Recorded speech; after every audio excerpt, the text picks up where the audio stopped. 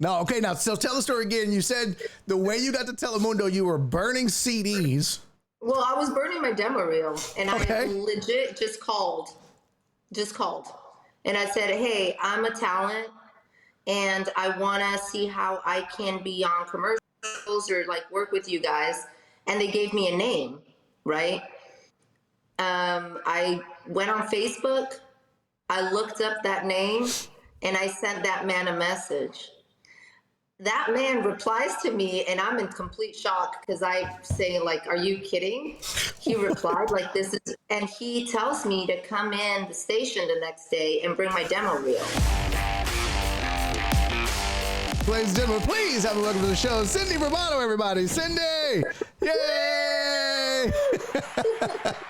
Cindy, how are you, sweetie? Thanks for doing this. Of course. Thank you for inviting me. I'm super excited. And I'm sorry if you hear like a major echo, but I'm a mom and I had to come hide in the bathroom. This is the one place where I will not be interrupted. So I'm sorry for maybe the sound problem out here. No, that's okay. Listen, I have cats. I have to do the same thing. You know what I mean? I'm a cat dad, so I have to escape when I do interviews. I'm like, oh my God, here. So I totally get it. Yeah, so I appreciate you doing the show. I'm glad it worked out because I know you were emailing me. You're like, I may have to do this show while I'm walking in. I imagine your schedule is absolutely insane from week to week, is it? It is. I mean, I'm waking up at 4 a.m. I'm going over to the station.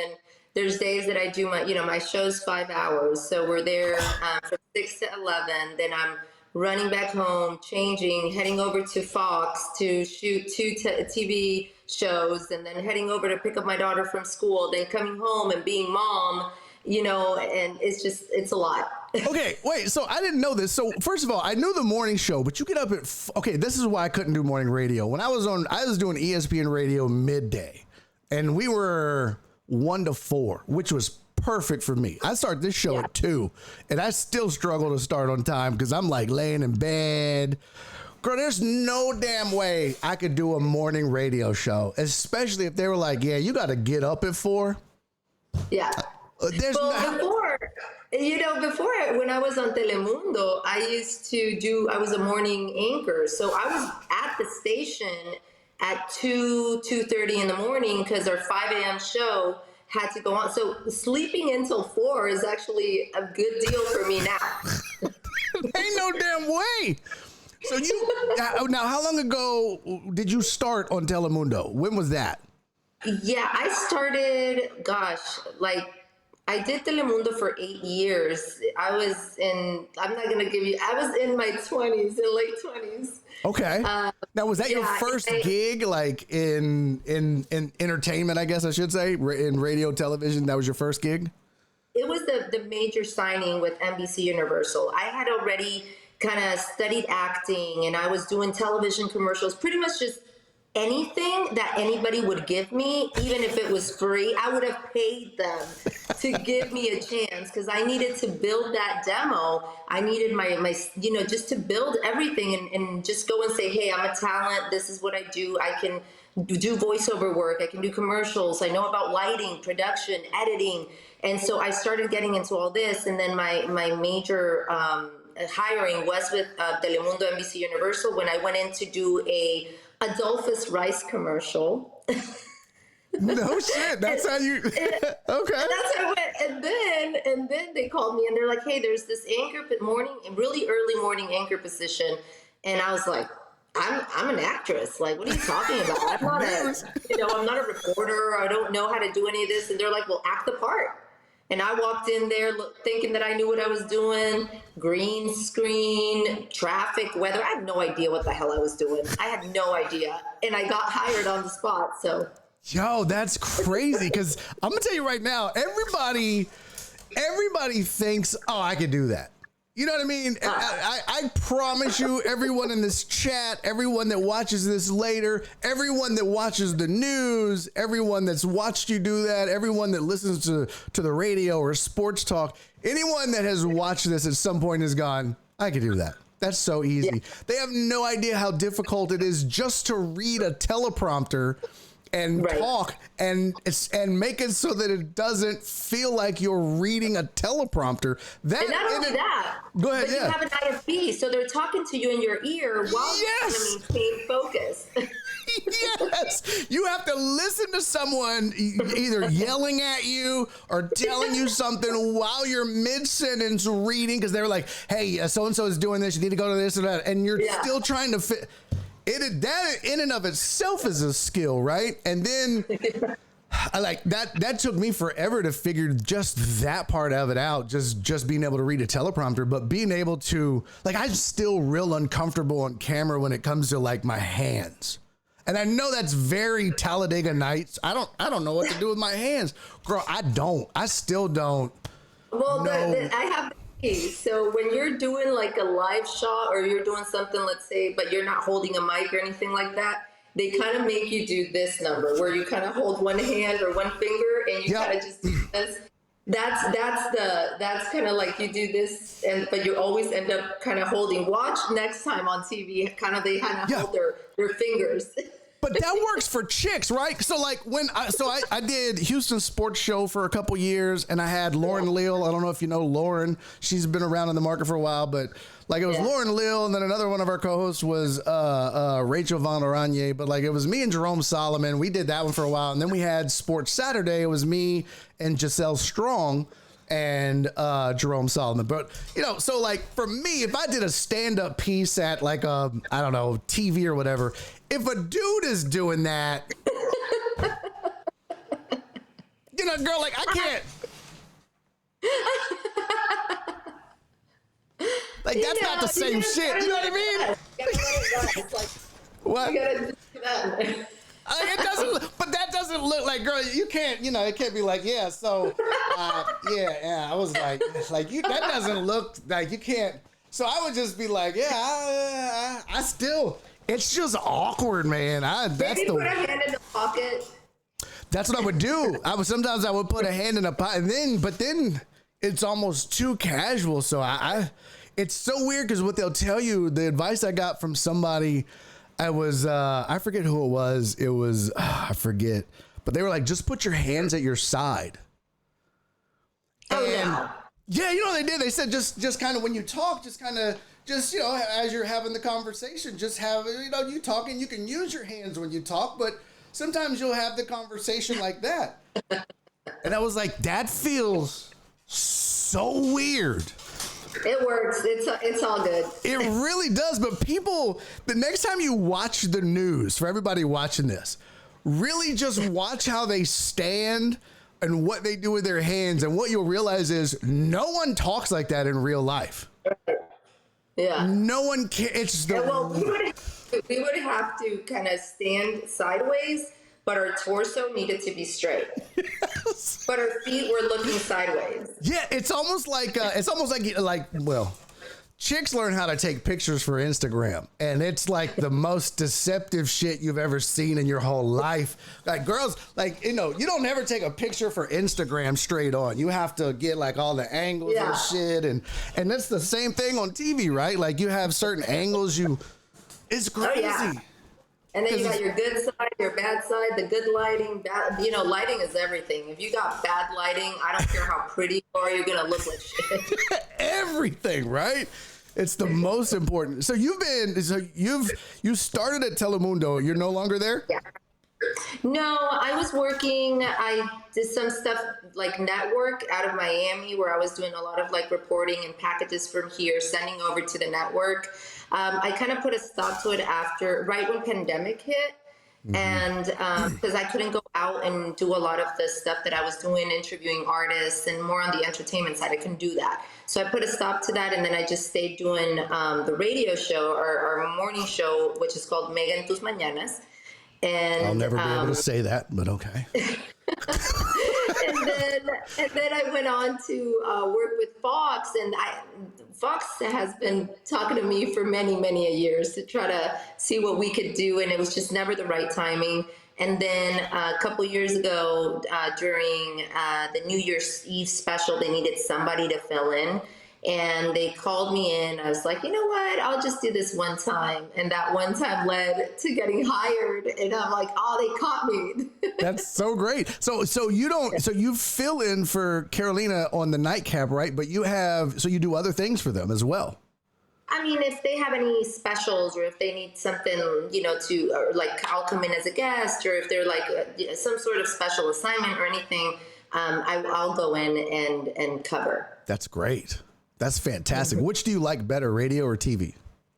I get that question a lot. And I think, so when I started in TV, I was doing the news. So I had to be, not that I wasn't myself, but you have to be very serious, and you can't give your opinion, you can't be biased when you're giving news kind of thing. So I felt like even though it was a great experience and I've done a lot of television, it's a lot of fun. I love the Nightcap because it lets me be more free to express and be fun. And that's what I do on the radio every morning. It's myself and two guys. So it's three of us. And it's like we sit there and we just kind of just talk, have coffee. It feels like I'm just hanging out with my friends. And the fact that we get paid to talk and hang out is crazy. Isn't it wild? I don't do radio anymore. I still like our TV show. It's not on anymore, but I still will do Fox or Isaiah Carey, we'll call them. And so I still get to do fill in stuff like that. But I love radio, or I love stuff like this just because it is more freeing. You can kind of do what you want. TV, people don't realize TV for me is easier because it's very short. It's 2, 3, 4 minute packages, but there's no freedom. It's very buttoned up. It's very specific, and you're sticking to the script, and that's it. And that's what's great about radio is if you want to spend 2, 3, 4 segments on the same topic and really get deep into it, you can do all of that. There's no freedom in TV.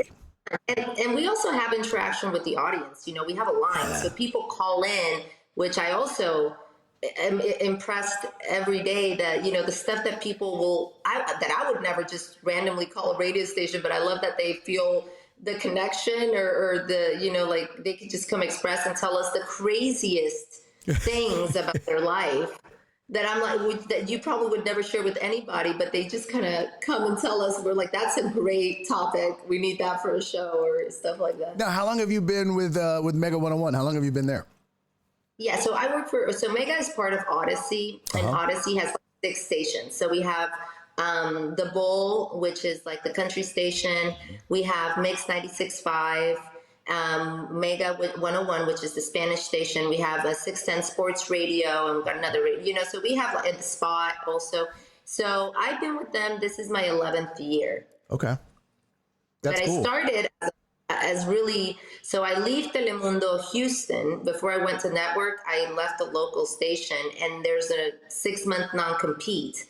So I'm like, I don't know what I'm going to do because I can't work on TV. And then I get a call from the people from Mega saying, hey, come in, just, we were just kind of looking for someone. I've never done morning radio, so I had no idea what it was about. And I was like, oh, okay, I'm just going to be there for 6 months until I go back on TV. And then I fell in love with radio.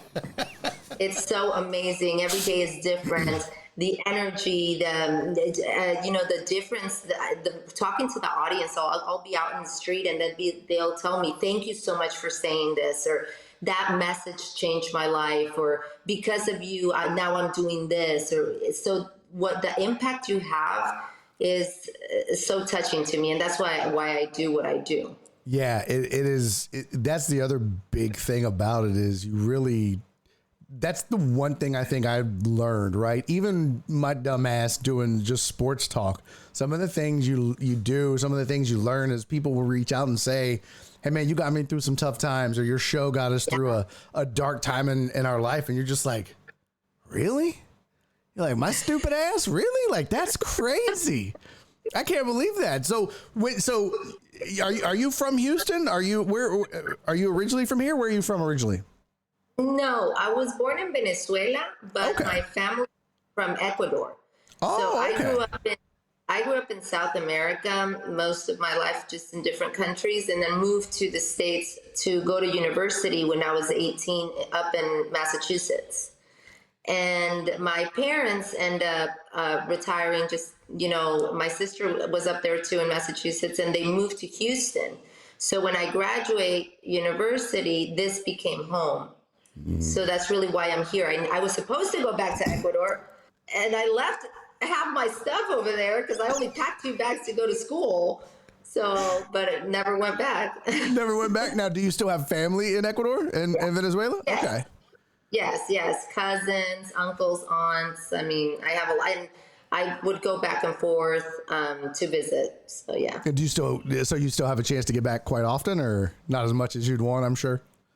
Well, and during pandemic, it got hard, so just now a lot of the time that I have free will probably be traveling, but I stopped doing that for a minute, but at least overseas, Yeah, for sure. All right. So we are getting questions in the chat. So I am going to, I gotta screen them first. Ooh, fun. I love questions. I gotta screen them first, girl. These are some weirdos. So I gotta make sure nobody gets inappropriate. No, they're great. They're great people. So you graduated in Massachusetts, or you graduated here in Houston? Massachusetts. Oh, what university did you go to in Massachusetts? I was living in Beverly, Massachusetts, which is a small town connected to Salem, the witch town. Yeah. And that's how I always tell people, so they kind of get the idea. Yeah, it was crazy because people don't know, like Endicott College. It's a small private school, and it's very few. It's like a lot of the area is like a lot of mansions. It's very beautiful. It's right on the ocean. Nice. It's a gorgeous campus. I was hoping you were going to drop like a Harvard on me. I'd be like, shit. No, but my cousin was there. And then my other cousin was in BU, and my sister was in Bentley. So I would like hop through all the schools. So I was in Harvard quite a bit. I was in Cambridge. Nice. Nice. All right. First question. Somebody wants to know what's in the cup. What's in the pink cup? What you drinking? Water. Boo. Tequila. No, I'm just kidding. See, we do drink a little bit on this show. We do shots. I'll do shots every once in a while. But no, it's water. Yeah, you don't strike me as somebody that drinks a lot. You're like super healthy. Do you eat well? I mean, you work out a lot. Yes. Yeah. I do. That's I do drink. I mean, don't get me wrong. I'm a good tequila drinker. I love my margaritas, a glass of wine. Yes, please. I love it, but I don't overdo it. I mean, I work out a lot and I do eat. That's the one thing is I do eat well. That I don't eat, I don't drink sodas, barely any breads. I don't eat desserts. So I'm pretty boring like that. Every time I work with or talk with somebody like yourself that's very fit, very in shape, very disciplined with what they eat, I always ask the same question. Are you hungry? Aren't you just hungry? Like, I couldn't, girl, there's no way my fat ass could do that. I don't. All the time. First of all, the discipline that it takes to be able to just pass by a cake and not. Wait. Okay. Listen to this. I have an 8-year-old. The discipline it takes me not to eat off her Kinder chocolates, her McDonald's, her whatever she craves, when she's got that, like maybe on a weekend, she's like Chick-fil-A, and I'm like, ugh. Sometimes I'll eat like one, but not much. See, and that's the thing is like, I've always heard, I don't have kids, me and my wife don't have kids, but people will always say like, I know some guys will say like, oh, I gained weight because my wife got pregnant and it's sympathy weight. And then other people will say, yeah, I know. Then I'm like, you're just a lazy son of a bitch. You don't blame this on your wife. You drink a lot and you don't do shit. That's the problem. But some people will say that they gain weight because of their kids, not because they don't do anything. It's because they end up eating their food too. Like when they eat, they eat their own food and then they eat their kids' stuff. Is that true? Yeah. Like it is. It's facts. It's facts. I mean, there's times she'll leave like a little bit of like, I don't know, a sandwich, nuggets. She is, I'm letting her eat a little bit of like the stuff that is probably not the healthiest, but like as prizes. Cause with kids, you got to bribe them. with kids. It's like to get them to do anything. I mean, I'm like, no shit. Like, really, I'm negotiating with evil every day. Please. And she's always saying she's like my little broke best friend who thinks I'm rich. That's great. So you're negotiating with her like this is some big, like you're like, okay, I'll give you a bag of chips, but yes, that's hilarious. So are you? But don't talk in class. Yeah. All she does is talk in class. So every day I get an email from her teacher going, I'm sorry, Miss Burbano, but Chloe, will not do this and this, or she won't. But it's always like she won't shut up, and then I feel guilty because I birthed her, and I get paid to talk. So, I mean, well, I was gonna ask, were you like Miss Social Butterfly in school? Or were you always the talkative one? I was, and I was getting in trouble. But of course, I tell her I've never talked in class. I was not that. I was a straight A student. Yeah. No. See, I think people that end up in this business, we were the ones, because I was the same way. Oh my God. I spent more time, like when I was in school, if you talked a lot, which I did, all my teachers would just be like, just go sit in the hall. And so I had a desk. Like I remember one class, my math class, I had a desk in the hall. I never went into the class after like 4 weeks. I would just walk in and sit down in the hall. And that's where I sat in class. She just knew, like I knew, she knew, the whole class knew. It was pointless for me to go in. So that's how bad it was. So I can imagine. Yeah. I think everybody that ends up in this business at some point, we were just social. We just talk a lot. You have to, I tell people that you have to have a little bit of social butterfly and ego to be in this business.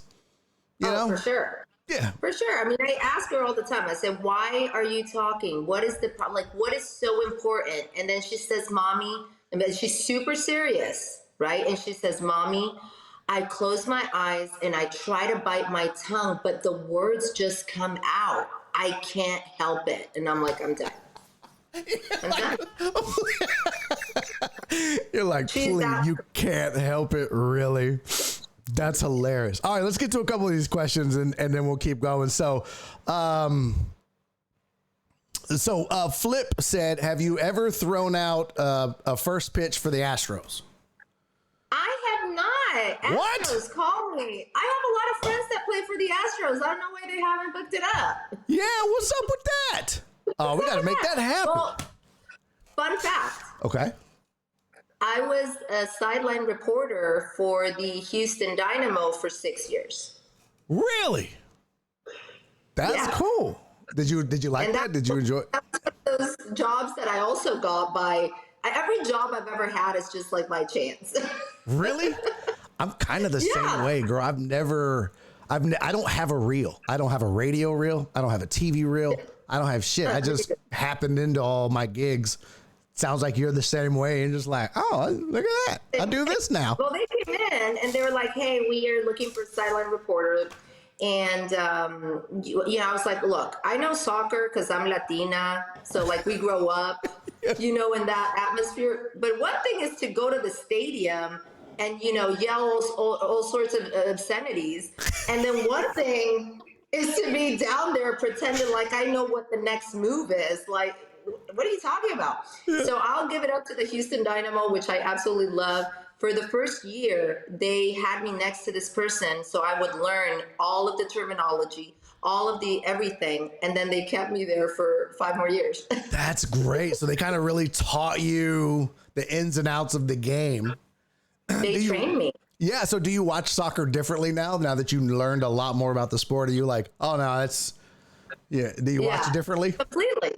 Yeah. I mean, I love soccer, like European, from anywhere really, whether it's Premier League, Champions, anything. I love soccer, but yes, I do see it with more enthusiasm, but I do miss being like, now if I'm on the stands, I'm like, what is this? Peasants. Like I should be out on the field.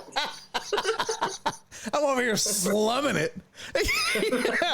Do you? I don't know if you're married, have a significant other but if you're watching soccer with them, drive them nuts, or if you're watching it with other friends and you're like telling them, "Oh, I can't believe they're doing this or that." Does it drive does it drive other people nuts? I do have a fiance, and it's funny because he's a huge sports lover of everything. Like he'll watch, tennis and football and basketball, and so and he knows the name and the history of every single player, like, which is insane. So when we met, he was so impressed that I even knew anything about soccer, and I know the names and the history and all these things. And he's like, "What?" It's like I'm, sitting with like one of my dudes, and she gets it, so he loves it. Oh, but that's I good. can't really talk because that's the one thing he doesn't like. He's like, "Come on, like." So we kind of just watch and laugh and point things out, but I know that's not great. to That's dope. All right. So Eric Resendez had a question. How hard was it for her to get into an English speaking TV station, or was it hard at all? So that was from Eric Resendez. I was my own worst enemy. Okay. Because Fox, the people from Fox, the GM had reached out to me, I don't even know, maybe like 8 years ago or probably more. And they've been very persistent for a long time. But I was so embarrassed about my accent and speaking English, and everybody kept telling me, like, "What are you talking about? You speak perfect English. It's my second language." So I was stopping myself because I was so scared of messing up the language, or like having people say like, "That's not how you pronounce it," or stuff like that. And then finally I got over my fear, and I was like, "Who cares? What's the worst that can happen?" So I mess up. Everybody knows at least I speak another language. I was like, whatever. Yeah, for real. I wish I spoke another language. It really does give you flexibility. Like you said, you can do Telemundo and Fox 26. You can, and I think most people, especially in this market, you know what I mean? Like if you were in, I don't know, Boise, Idaho, where there might be like 3 non-white people in the whole market, it might be a little different. But I think down here in this market, I don't think people judge or even really think twice about it, to be honest with you. Yeah, especially not now, but mind you, I've been in this business for almost 20 years, and it wasn't like that when I first came. It has grown a lot, and yes, there's a much bigger Hispanic audience today, or at least more of it's not just Mexican, it's like Colombianos, Venezolanos, Argentinian, Brazilians. Like you're seeing a growth of other countries. But when I first moved to Houston, it was a lot of Mexicans more than any other Latinos. True. That's really true. I mean, Houston that is the one thing I love about this city. It is by far a honest to God melting pot. You know what I mean? It is. Yeah. It seems like everybody is well represented in this city. So that's a great point. All right, more questions. Let me see. Where the heck did it go? All right. Sorry. This is the one thing I love this show, but the one thing I hate about this show is there's no producer. I'm the producer. I'm the host. I have to do everything. So you have to bear with me for a second. Here we go. From Evil Death. He said, question for Cindy. What was it? This is going back to the Dynamo. What was it like working with Glenn Davis? Oh, damn it. I just scrolled down. Where'd it go? What was it like working with Glenn Davis and Holly Seymour? And follow up, do you still follow and watch the Dynamo, especially last year when they made the playoffs? Okay, so I didn't work with Holly, but I worked with Glenn because it was Glenn, Eddie, and myself doing the show, and the sideline reporting. Of course, they were the commentators, and it was amazing. I have such a great admiration and love for Glenn Davis and for Eddie. They taught me so much. They were so patient, and not only that, but they were like my biggest cheerleaders. They were like, "Good job, Cindy, let's do this," or "Why don't we try this?" And instead of like correcting me in a negative way, they would build me up to have more confidence. So I'm only grateful, and we've made a great friendship. So we stay in touch. We text all the time, and it's like family. And then as far as like the Dynamo, yes, I do follow, but not as intensely as I did when I had to be there every game. Yeah. So I'll watch, playoffs and the things here and there, but not as intense.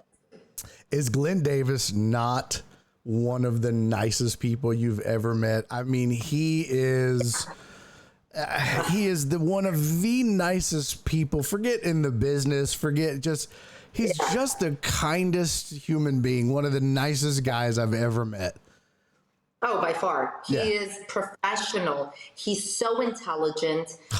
Like you said, the kindest soul, very patient. Him and I would, be on the phone for the longest time.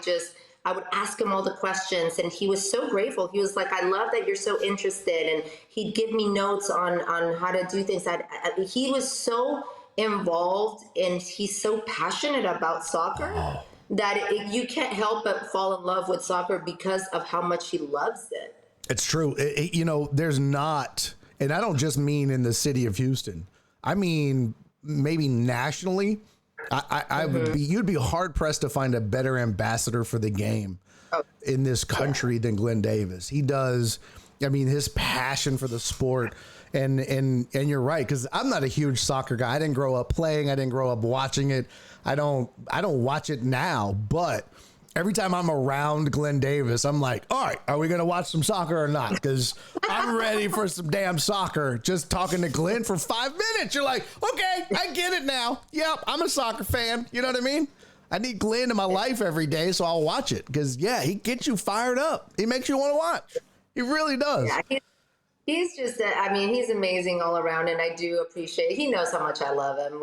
He's just such a mentor, and I would not have been there, I think, as long as I was, and loved my job and looked forward to it as much as I did, because I had that awesome team of Glenn and Eddie. They just fabulous to work with. So what were you more nervous about doing for the first time? Were you more nervous doing your anchor gig for the first time?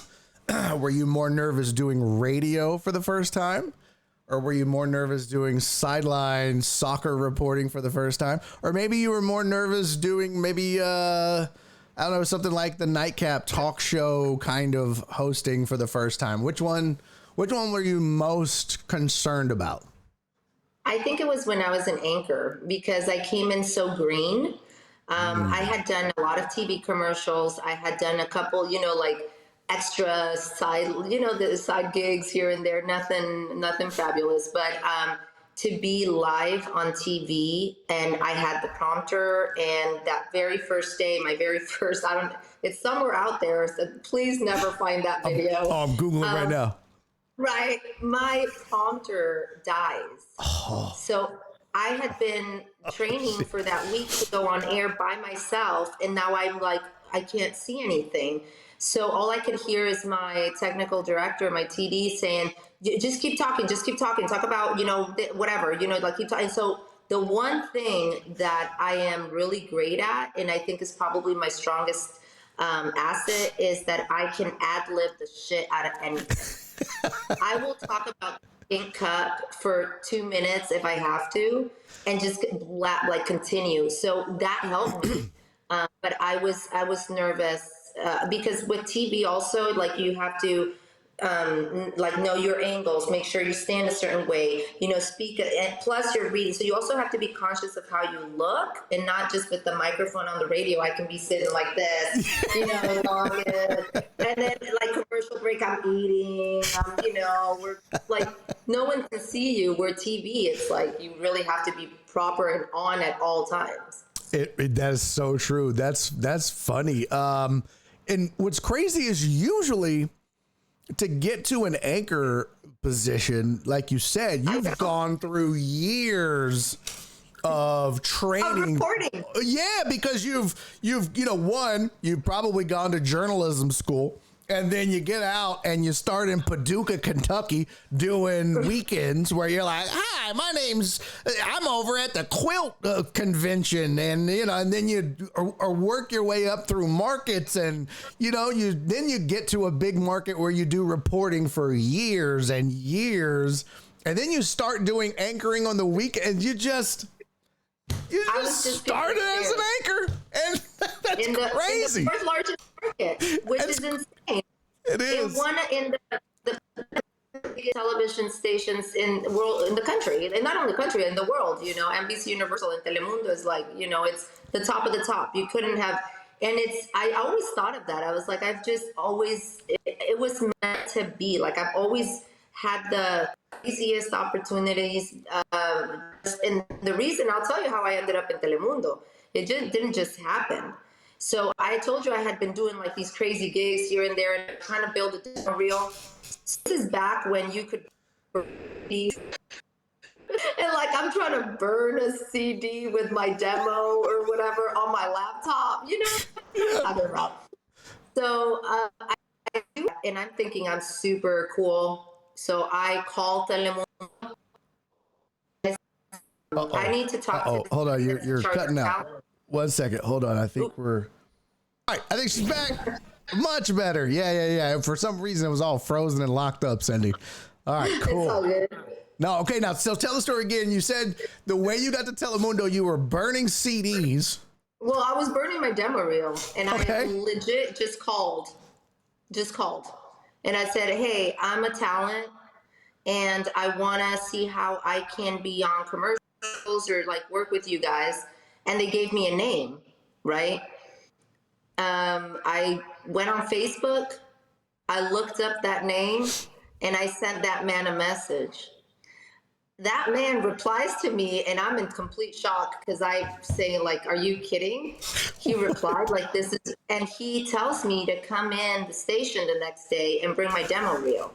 So I walk in, and I'm so embarrassed because I'm walking to this huge television station, and here's my little dumb demo reel that I burnt on my laptop that I have no idea what I'm doing. And he plays it in front of all of his creative team. So there's like 6 people in there. And I was so embarrassed. And mortified, mortified. You know, these guys are making like major commercials on TV and stuff. Like they're really producing, you know, and I have no idea. So I'm just like, okay. They're like, okay, we'll give you a call if anything comes up. And I walked out there going like, okay, this sucks. Oh my. And like a week later, I get called in to do Adolphus Rice. That's how I got hired. And then, by the way, did you get the rice? Did you get the rice commercial gig? Yeah, I got the rice commercial gig. I was going to ask you that. We got off track. Oh, good. You got the rice gig. That's great. And then all right. It froze up again. I'm going to, there we go. I'm going to pretend I'm probably like. You'd be like, I'm like, shit, we lost her. No, you didn't. Just kidding. Oh, that's hilarious. So you, okay. So right before it locked up again, you said you left. They called you back in a week, and I did the commercial, and then they called me to see if I wanted to audition for an anchor position. That's crazy. And insane. And then I went in, and just like I told you about the Dynamo, they trained me to be an anchor in a week. And then they let me by myself do weather, traffic, and anchor in like a month. Cindy, that never, ever happens. But you know what that says though? I mean, that speaks to your talent. That speaks to your talent. 2, it speaks to the belief in yourself and your confidence. Because, I mean, a lot of people might have talent, but if they don't believe in their talent and they don't show the confidence, if it doesn't come across, then people look at it and go, well, there's nothing I can work with here. You know what I mean? So it says a lot about you and your confidence and belief in yourself that early on. I mean, you kind of knew, right? You kind of knew you belonged. You just needed the opportunity, for being honest. Wanted that door to open. Yeah, that's great, man. All right, Spoon had a question. Cindy, does your kids only eat 3 things? He said, my kids eat chips, fruit pouches, and peanut butter and jelly sandwiches. That's it. My kid eats, if it was restaurants, it'd be McDonald's, and like, so she likes hamburgers, and Nutella. Oh, She can eat. Yeah. Oh, Nutella. I don't eat it a lot, but Nutella's the jam. All right. Total Dallas had a question. He said, how do I get my wife to stop changing the radio to Mega 101 from where I had it? What? How do I get what? How do I get my wife to stop changing the radio to Mega 101 from where I had it? What are you talking about? She's not going to answer that. Don't do it. Did I freeze again? No, kinda. All right, back again. Let's try. We're so close. Oh, I don't think it's cooperating. Damn it. Well, you know what? We're close enough. Cindy, we got to do this again. How about that? Well, we're like 10 minutes away, and I don't want to like torture you with it and just being like, wait, hold on. So I'll cut you loose just because the damn internet won't cooperate. But I really, really do appreciate you doing this. Hopefully we can do it again. And either whether it's yours or mine, one of us will have better internet. Because this was awesome, and I'm not even like close to being done. Getting to chat it up and learn about you and introducing you, I guess, to the community. So will you come back? Will you do this again? Yes, absolutely. That's I love to hear it. Maybe we'll do it in person next time. What? Are you in somebody's basement? What? This is my office, damn it! Like, what are you talking about? Look, this is my damn office. Sit down, basement. Hold on, now look. There's that's a printer over there. There's my door. Don't make me go get my cats in a basement. Yes, I'm locked. My wife doesn't let me out of the house. I'm locked in a. I can't believe she said I look like I'm in a basement somewhere. I do kind of look like I'm in a hostage situation. I ain't gonna lie. I love you. What's that? I love you. Oh, I love you so much. Thank you for doing this. This was a hell of a lot of fun. I really appreciate it. Definitely got to have you back. All right, y'all go follow Cindy on Instagram at Cindy Burbano TV. Cindy, thank you so much for doing this. I really appreciate you taking the time. Thank you. You're the best. Bye. All right. Bye. Thank you so much. Y'all go follow Cindy. Man, that was fun. I hate the damn internet. Y'all know, I always got to have tech problems on this damn show. You know how it goes. Always. What a cool ass story she has too. What a cool ass story. I appreciate you, Perry. Perry said, I love you, Truman. Yeah, what a cool ass story. You talk about self-made. Love that. The belief just to be like, hey, I'm talent and I want to be on air. Love that.